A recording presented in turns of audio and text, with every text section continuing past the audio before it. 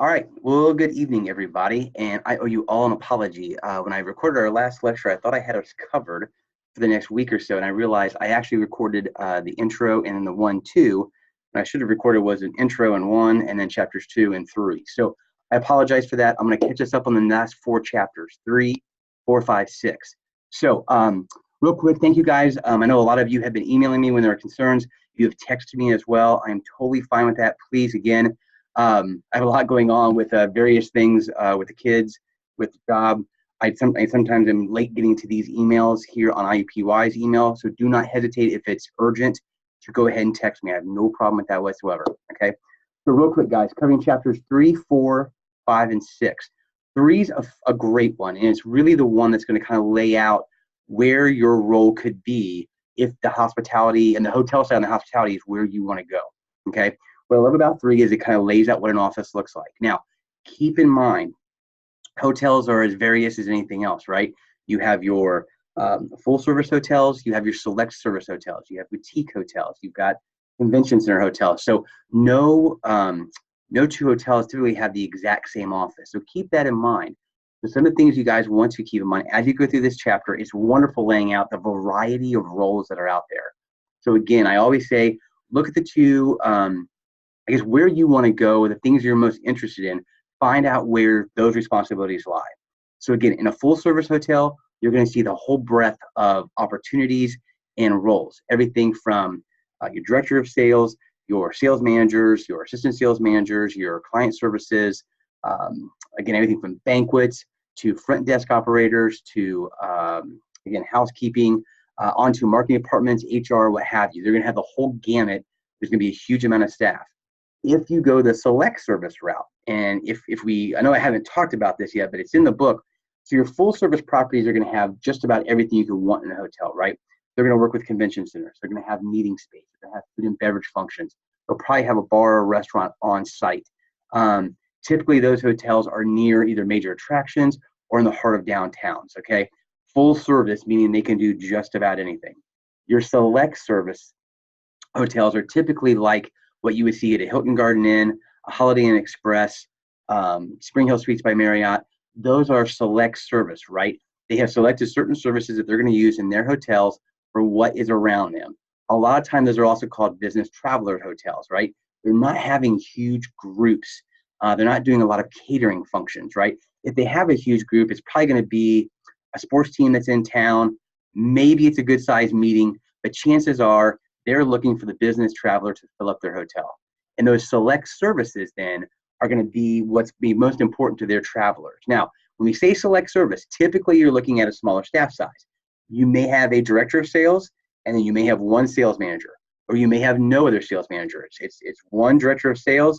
It could be, they may have a client services person, probably not. You're probably booking it and cooking it, if you will, which means I book it and I want to take care of them until they leave, right? Whereas in the full service world, typically, like when I was there, I had the corporate market, I booked something and then boom, I handed it off to a client services manager who made everything I promised come true, which again goes back to having a very, very good team and knowing what you can and can't promise. So again, those are kind of where you're going to see your differences in the hotels. Now, when you get to specialized hotels, like the different boutique hotels, you go into even more greater details as far as what they will offer and what they won't. You get to your rather large hotels, your resorts, again, you're going to see a number of additional positions that you wouldn't see, say, even in a typical convention hotel. If you go down to French Lick and go to the 2 resorts down there, you'll see positions that you won't see in a box hotel in downtown Indianapolis, okay? So again, read this chapter. It's a great way of finding out kind of where your niche might be for the things that you want to do and you want to be a part of. Again, as you finish this class, as you go on to look at employment, this will give you a better understanding of kind of where you want to spend your time at. The other thing I love about this chapter, this is how it's called the history chapter.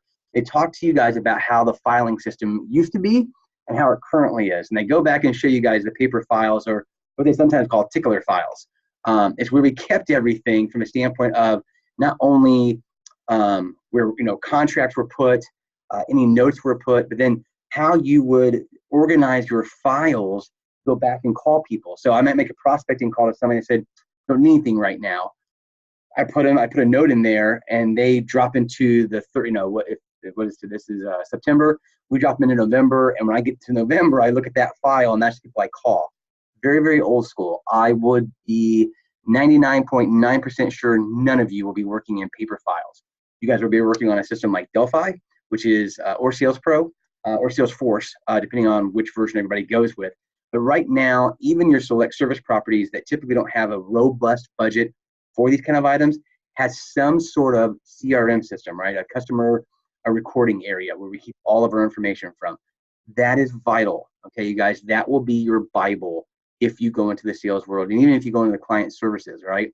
Everything that happens with a client typically happens in that system. If it's not in that system, it didn't happen. You will hear that if you go into sales, okay? Especially if there is, we're going to talk about the different markets you guys can have, but if there's an area, maybe there's only 2 sales managers and you guys split a market, or you share in different markets, or it's more of a regional design, right? Our rule always was whoever had it first in the CRM in Delphi, that's who got it. And if it didn't happen in Delphi, it didn't happen. So you couldn't argue that you had made the first contact with a potential client if there was no record of it. Okay, so that's going to be a very, very important part of you guys moving forward, and more so even now, because obviously you have the apps out there. So many of you are going to be working remotely. That's something else we'll talk about. My job as a regional director of sales, I had no office. I had my computer, I had my bag, and I had a car. And everything I did was out of that bag and out of that computer. So again, you're seeing a massive change in the industry in that you don't have to be locked in at the hotel you're at. You will see hotels who have regional sales managers, and so they will sell an entire region, right? You might be based out of Indianapolis, but you're selling Warsaw, and you're selling Muncie, and you're selling South Bend or Evansville. You're not physically in that area, but with a phone and a computer and the ability to come and go as you need, you don't need to be, right? We can do a lot of it electronically, right? I'm emailing, I'm calling, I could be posting on your LinkedIn. There are 1,001 ways for me to get a hold of you, and at that same time, get the information I need, get it to the proper hotel, and then have it take off. So again, guys, take a good hard look at this chapter. Like I said, enjoy the paper version of everything. I always get a kick out of that. As old as I am, I didn't miss that time period. Everything was automated when I'm in my time at the hotel. So that's a quick glance at 3. And again, my apologies for not getting that to you guys earlier. As we get to 4, 5, and 6, this is the breakdown of the different markets that you'll see salespeople take on. And every hotel does it a little differently. A majority of them will break it down by the markets that they gave you. So association, corporate, and then SMERF. And if you're unfamiliar with that, that acronym is social, military, entertainment, religious, and fraternal. So, and then athletics falls typically under entertainment or the social side of things. Sometimes they'll break it out. In our hotel, we broke it out. I had a background in athletics, but they actually gave me the market, the corporate market and athletics. And so, and again, they could even divide it up even further, right? Because athletics can take on AAU teams, college teams, high school teams, professional teams, one-time events like Big Ten championships, Super Bowls. Again, the NBA All-Stars is coming here in 2021. So again, it can be divided up by the size. It can be divided up by, again, the area. So, but typically, like you guys are seeing, it's association, corporate, and then SMERF. So to look at each one, just to kind of give you a general understanding, and again, these lectures are supposed to be quick, brief. The book and your outlines are going to cover this in much greater detail, but I just want to hit on some points that I know are going to come up later on that you're going to want to make sure you pay attention to. So we look at the association market. What sits aside? Well, again, an association, and by the way, go ahead and search associations up on Google. There are thousands of them. If there is a job, there's an association, at least one, if not multiple, for that job. Associations typically are driven by their members. They have to meet at the very least once a year. A lot of times you'll see them meet more often. The bigger, more robust associations are going to meet quarterly. They're going to have regional meetings and then one national meeting. A lot of associations also have state chapters. So again, a perfect example is one that I should work with now, but Indy SHRM. SHRM is the HR association for, Indy SHRM is for Indy. You have Indiana SHRM, that's the state of Indiana. Then you have the national SHRM chapter, that's for the entire country. There's 3 different associations that can have meetings in our town.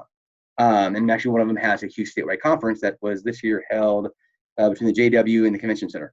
So again, those kind of associations go across every single job that you can possibly imagine. Now, what's unique about the associations? Well, typically, you're going to see a lot more turnover in your contacts, right? The boards of associations are brought on for a set amount of time, 3 years, 4 years, 2 years, 5 years, depends upon the associations. A lot of times, those boards will have decision-making powers on where their conferences and meetings go. Now, it could be that there's an executive director and they handle all of that, but typically that executive director will help guide the board in the decision-making process. So it's good to have a constant there, but that board's going to change. And you may have won an association's business, and maybe they meet every year, but it's on a rotation. So they've got 5 places they want to go. They want to go West Coast, East Coast, Midwest, North, South, and then someplace fun, right? So that's going to change up, and the board will change, and the characteristics then of that board also change. So what might have been attractive to the board in 2015, and you're back in rotation in 2020, that board may not find it attractive anymore, right? They may not want the brand new hotel, the JW Marriott and the Big Blue and all that. They may want something historic. They may want something more boutique. So again, it's a constant change. It's a constant keeping up with those guys. Not only that, in a number of our markets, and we'll go through, usually have one point of contact, right? It's going to be a meeting planner. It could be a director, could be the CEO, could be the owner of the company, could be the coach of a team. Associations are very different, and a lot of times you're going to have more than one person in on that decision. That is a difficult sale. And the reason being is it's hard enough to connect with one person, right? And figure out what their needs are and what they really want and what motivates them and what's important to them, right? Now you have 5 people with different ideas, different personalities, different ways that they listen and learn. One thing, unfortunately, we do not get in this book are some of the sales tactics that we use. And when I say tactics, that's what they are, techniques and tactics. These are not tricks. They are the best way you can communicate with the client, right? And again, I wish we were in the classroom. It'd be much easier to show you guys this. But there are things that you do from the standpoint of how you communicate, right? Whether that is looking someone right in the eye. And as I'm doing my recording, I'm actually looking at myself. But I'm looking in my right eye only. That keeps my eyes focused. I'm not shifting back and forth.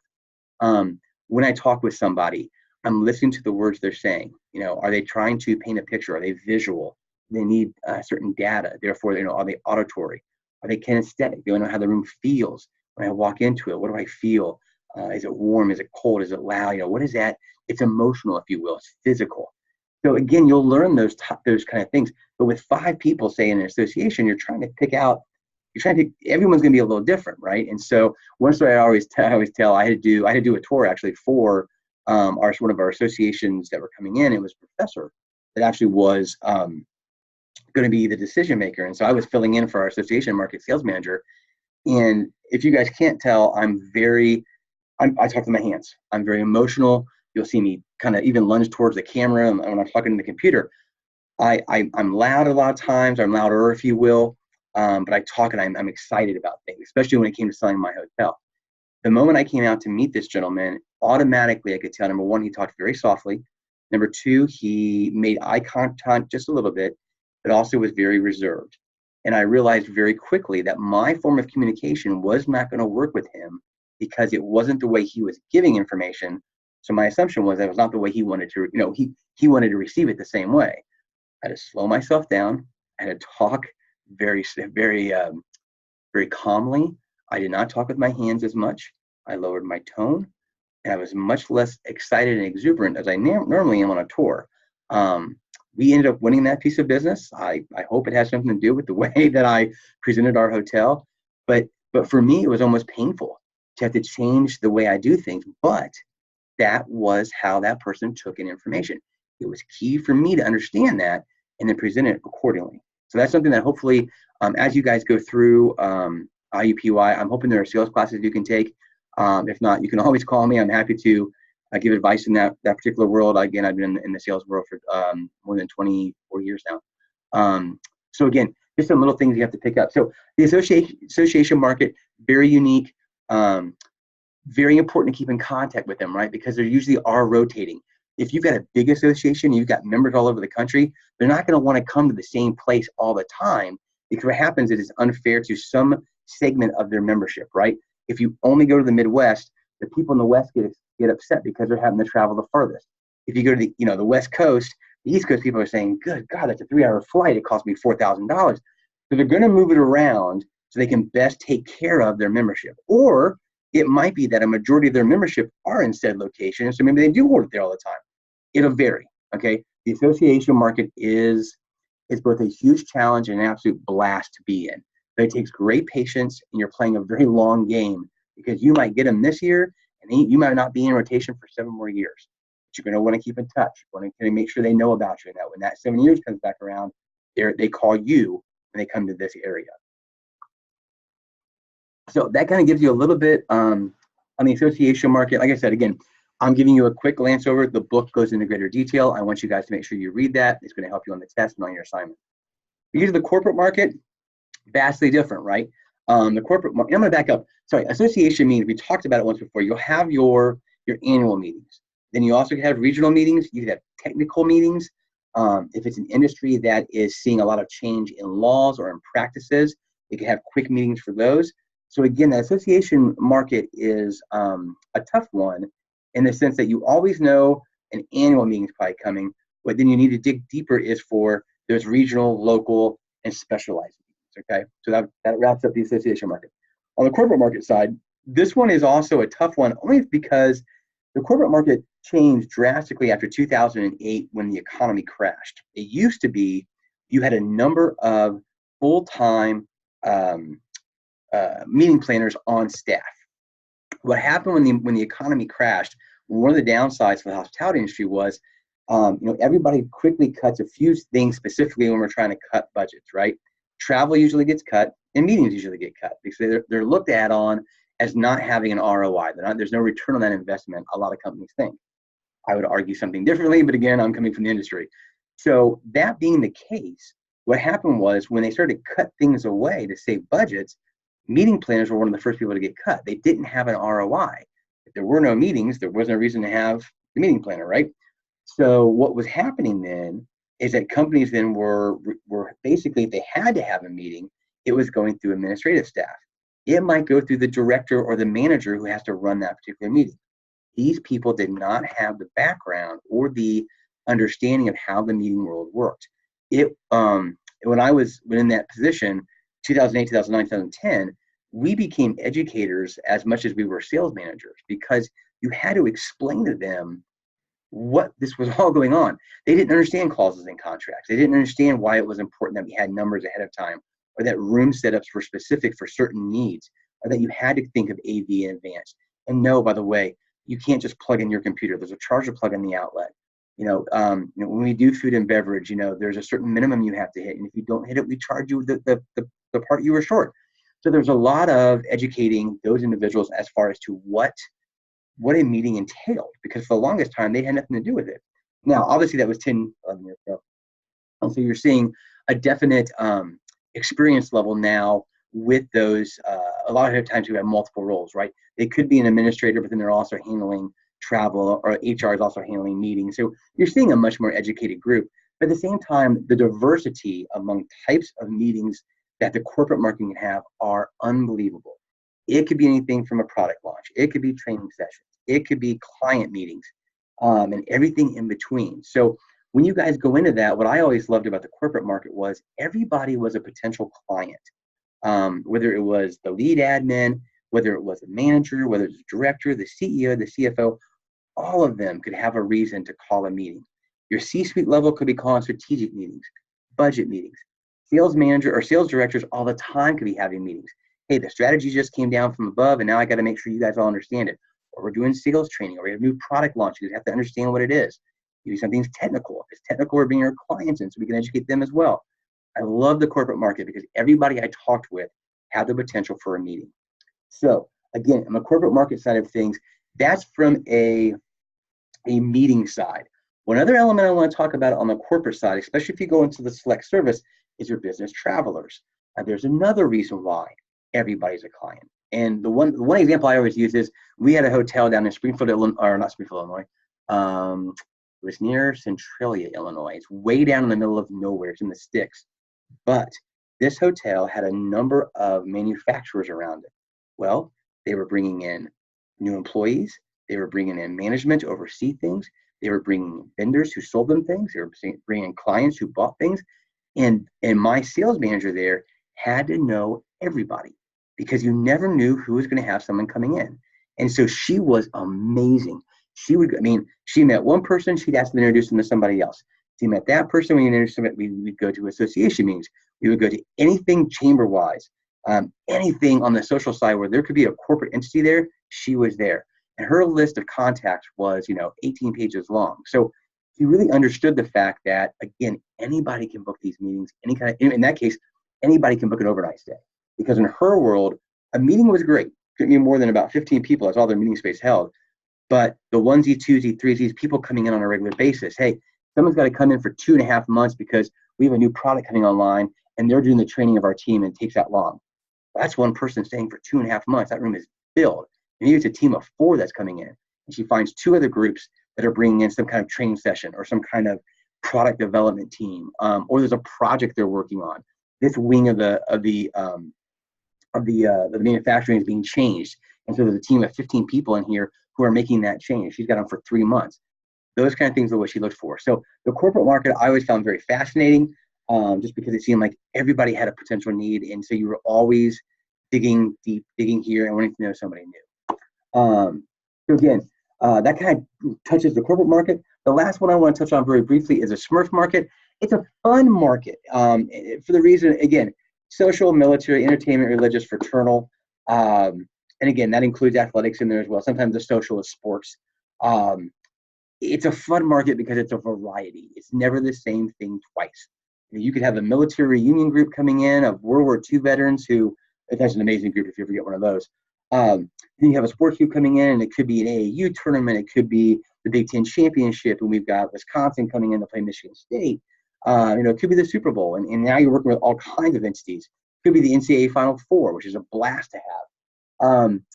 At the same time, then it could be religious. We could have, Christian coalition of whatever it's called coming in, and they're bringing 15,000 people in. They're going to be at the convention center, and they've got this event and that event. And it's different churches from different areas. So it's a great variety in that it's all so very different. Now, typically in that Smurf market, the one characteristic, and the book does talk about this, that probably stands them out ahead of associations and corporate is that they're looking for specific things. One, they're usually very, very rate conscious. So what the beautiful part of a Smurf group could be is that they're looking to get the most inexpensive rate.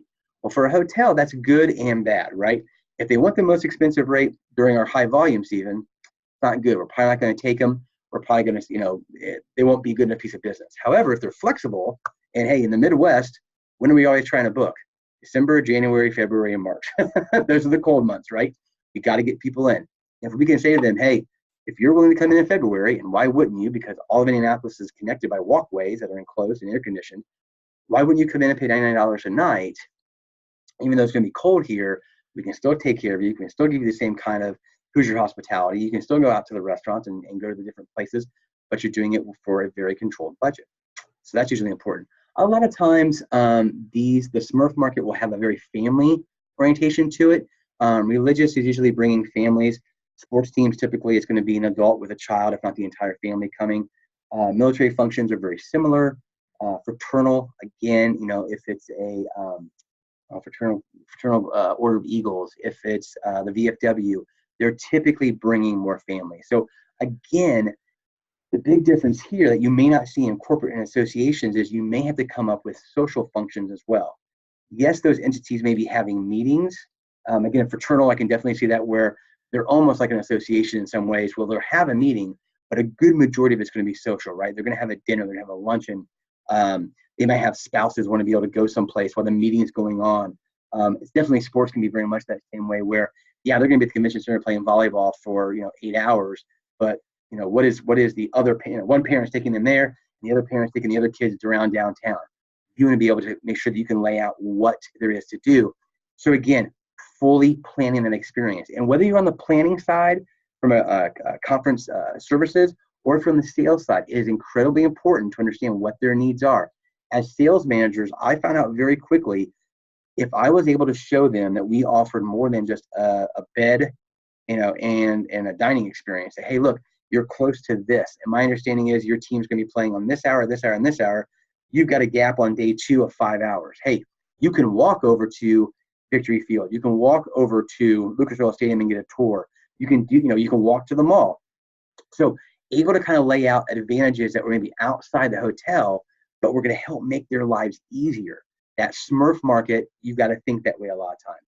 Could come up in corporate, could definitely come up in association, but that Smurf market usually has a lot more bells and whistles to it, if you will.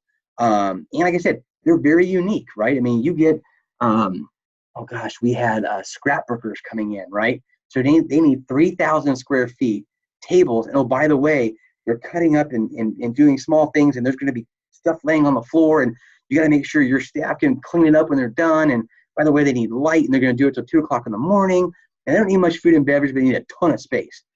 It's some unique things. I mean, the Smurf market is a blast. It's very different. You work with a lot of people who do not have a ton of experience on the planning side. So a lot of times for these groups, it is someone who's being nominated, hey, you're going to go work on the details, and it's not something they normally do.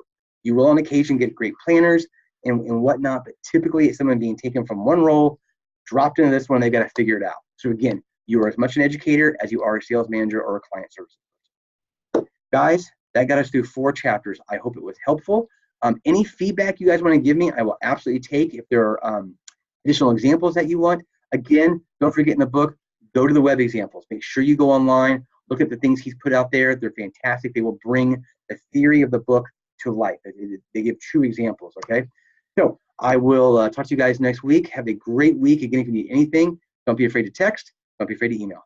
Thanks a lot, guys.